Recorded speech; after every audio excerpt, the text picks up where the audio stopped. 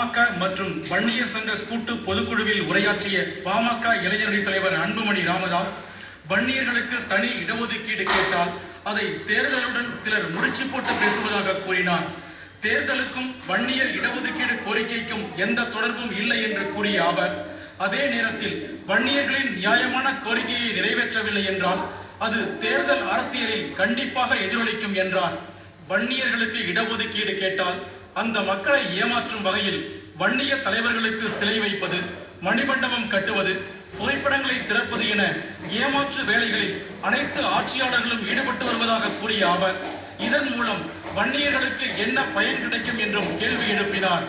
வன்னியர் நலவாரியம் ஏற்படுத்தப்பட்டிருப்பதை சுட்டிக்காட்டிய அவர், அதில் வன்னியர் அறக்கட்டளை உள்ளிட்ட அனைத்தையும் நலவாரியத்தின் கீழ் கொண்டு வர வேண்டும் என கூறியிருப்பதாக சாடினார்.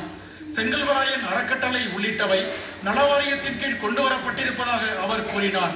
ஆனால் அதே நேரத்தில் அமைச்சர்கள் அன்பழகன், KC வீரமணி, முன்னாள் அமைச்சர் துரைமுருகன், ஜெகத் ரட்சகன் உட்பட வன்னியர்கள் பலரும் அறக்கட்டளை தொடங்கி கல்லூரிகள் நடத்தி வருவதாகவும் அவற்றை ஏன் நலவாரியத்தில் சேர்க்கவில்லை என்றும் அன்புமணி ராமதாஸ் கேள்வி எழுப்பினார். மணிமண்டபம் கட்டுறதுக்கும் படம் வைக்கிறதுக்கும் வன்னியர் வளர்ச்சிக்கு என்ன சம்பந்தம் இருக்கு? மணிமண்டபம் எங்களுக்கு கட்ட தெரியாதா? நாங்க கட்டிருக்கோம், மணிமண்டபம் கட்டிருக்கோம், செலவு வச்சு எல்லாம் நாங்களே பண்ணிருக்கோம். இதனால வன்னியர் வளர்ந்துட்டாங்களா? வன்னியருக்கு வளர்ச்சி வந்துருச்சு, அதனால செலவு வச்சா மணிமண்டபம் கட்டிட்டா போதுமா? இந்த பிள்ளைகளை படிக்க வைக்கணும், படிக்க வச்சு வேலைக்கு உருவாக்கணும், அதனால முன்னேற்றம். அதுக்கு என்ன வேணும்? இடஒதுக்கீடு வேணும். உங்க செலவு வேண்டாம், உங்க மணிமண்டபம் வேண்டாம், உங்க பணம் எதுவுமே வேண்டாம். அதாவது எந்த வன்னியர் எந்த அறக்கட்டளை தொடங்கினாலும் அந்த நலவாரியத்தில் கொண்டு வரணும். இனி வரும் காலத்துல எந்த வன்னியர் எந்த அறக்கட்டளை தொடங்கினாலும் அந்த நலவாரியத்தில் கொண்டு வரணும். இனி வரும் காலத்துல நலவாரியம் என்ன பண்ணணும்? வன்னியர்கள் ஆரம்பிக்கிறீங்களா? 5000 கோடி அரசாங்கம் கூட அதில் போடுங்க. அதை போட்டு வன்னியர் பிள்ளைகளை படிக்க வைங்க. கல்வி அமைச்சர் இருக்கார் அன்பழகன், தருமபுரியில. அவரு அறக்கட்டளை தொடங்கிதான் கல்லூரி நடத்துறாரு. அவர் அறக்கட்டளை ஏன் வரல? இல்ல நலவாரியத்துல வரல. KC வீரமணி இருக்கிறாரு, எவ்வளவு நிறுவனங்கள் நடத்திட்டு இருக்காரு, கல்வி நிலையங்கள்லாம் நடத்திட்டு இருக்காரு அறக்கட்டளை சார்பில். ஏன் அவருதையும் அதில் வரல? துரைமுருகன் நடத்துறாரு, அவருதையா வரல?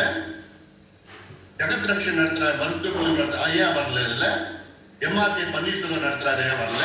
MD சம்பத் நடத்துறாரு, ஏன் வரல? வீரபாண்டியார் நடத்திட்டு இருக்காரு, அவங்க பல்கொலை நடத்தின, அதுலயே வரல. மருத்துவம் சொல்லலாம், DMC தருமபுரியில் சொல்லலாம், எல்லா வண்டியர்களும் தான். இதுலயே ஐயா கொண்டு வந்து மட்டும்தான் இதுல கொண்டு வரணும். என்ன காரணம்? அண்டை மாநிலமான கர்நாடகாவில் அமைக்கப்பட்டுள்ள நலவாரியங்களுக்கு அம்மாநில முதலமைச்சர் எடியூரப்பா அரசு நிதியை ஒதுக்கி நலத்திட்டங்களை செயல்படுத்துவதை குறிப்பிட்ட அவர், அதே போல தமிழகத்திலும் செயல்படுத்த வேண்டும் என கேட்டுக்கொண்டார். தமிழக அரசு வன்னியர்களுக்கு 20 விழுக்காடு தனி இடஒதுக்கீடு அறிவிக்க வேண்டும் என்றும், இல்லை என்றால் அதன் விளைவுகள் கடுமையாக இருக்கும் என்றும் அவர் எச்சரித்தார். வசதிகள் இல்லாத 1987 காலகட்டத்திலேயே மிகப்பெரிய போராட்டத்தை மருத்துவர் ராமதாஸ் நடத்தியதாக சுட்டிக்காட்டிய அவர், இன்றைய காலகட்டத்தில் போராட்டம் எப்படி இருக்கும் என்பதை பார்த்துக் கொள்ளுங்கள் என்றும் எச்சரித்தார்.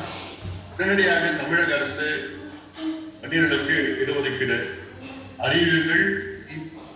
இது வேற யாரும் எதிர்த்து போறது கிடையாது. எல்லா சமுதாயமும் நியாயமா இருக்கு, நியாயமானதுதான் நிச்சயமா ஒத்துப்பார். மற்ற அரசியல் கட்சி யாரும் எதிர்த்து போறது கிடையாது. அதனால இது அறிவியுங்கள். இன்னும் அறிவிக்கல, அது போராட்டம் வேற விதமா இருக்கணும். 87 நமக்கு ஒண்ணும் கிடையாது. அந்த தகவல் தொழில்நுட்பம் எல்லாம் கிடையாது. ஆனா அப்பவே ஒரே வார்த்தை, ஐயா கடிதம், சின்ன இதுலதான் கடிதம் லெட்டர்ல அதை வச்சுக்கிட்டு ஒரு வாரம் தமிழ்நாடு ஸ்தம்பிக்கும்.